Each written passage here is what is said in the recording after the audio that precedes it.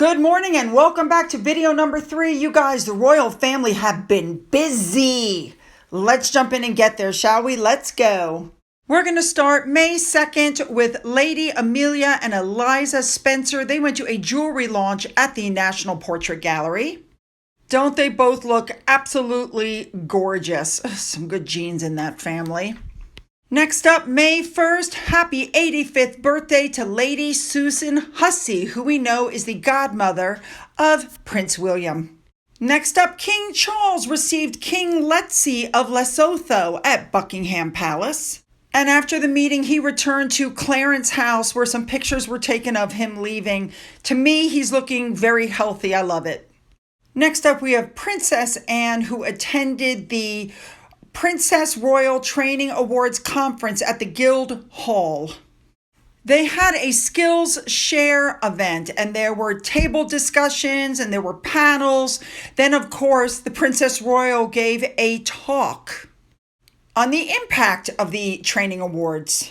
I'm going to ask you all to bear with me. There was a lot going on with Princess Anne on this one particular day, and I'm not exactly sure that I'm going to get it all in the right order, which went first, where she went first, although we all know that this took place on the same day. So just bear with me, okay?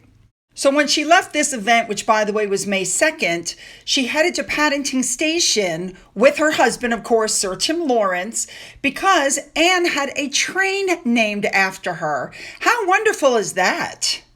So, of course, Anne gave a speech. Now, this is really interesting. Her name was on the side of the train, and the design was inspired by the heritage of GWR King George V train. It has two sides of a coin printed on the side, which contains a picture of Anne competing in the 1976 Montreal Olympics and the coat of arms of the GWR on the other side. When she got done there, then she went with her husband to the Windsor Horse Show. Again, same outfit, walking around. I just love her, but you guys already know that, so I'm going to spare you me fawning over her. But, you know, I think the whole family went to the Windsor Horse Show. We have a lot to cover with a lot of the family, so okay, let's keep going. Next up, Princess Anne held an investiture where she gave Jeff Stellings his MBE. Now, for those of you who don't know, Mr. Stellings, who is 69, was the frontman of a very popular Sky Sports Gillette Soccer Saturday show from 1994 to 2023. Now, he got this honor on May 1st at Buckingham Palace. Now, for those of you who are also unaware, this gentleman is also the ambassador to Prostate Cancer UK.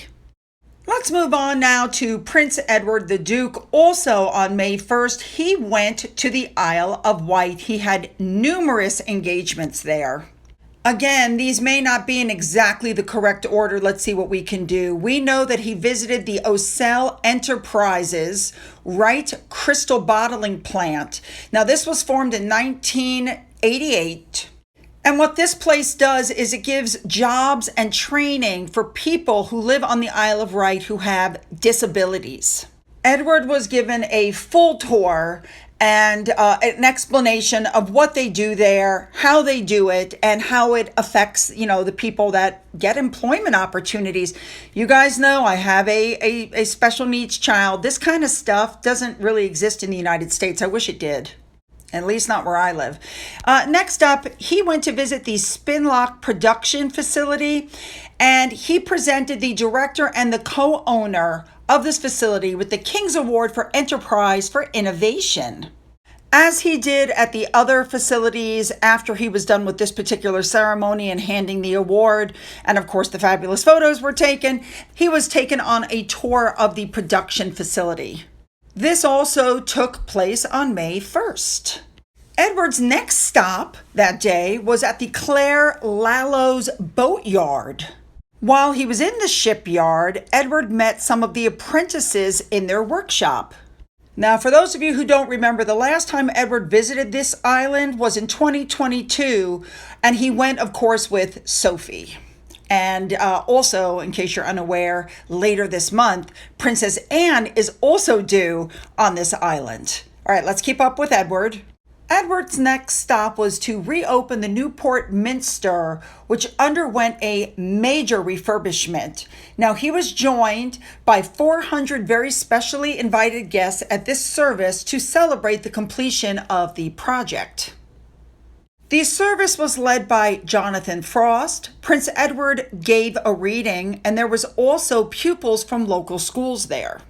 Now, before the service, he was given a tour of the entire building. He met some of the craftspeople that worked, some donors, volunteers, professionals, everybody who had a hand in the refurbishment of this building.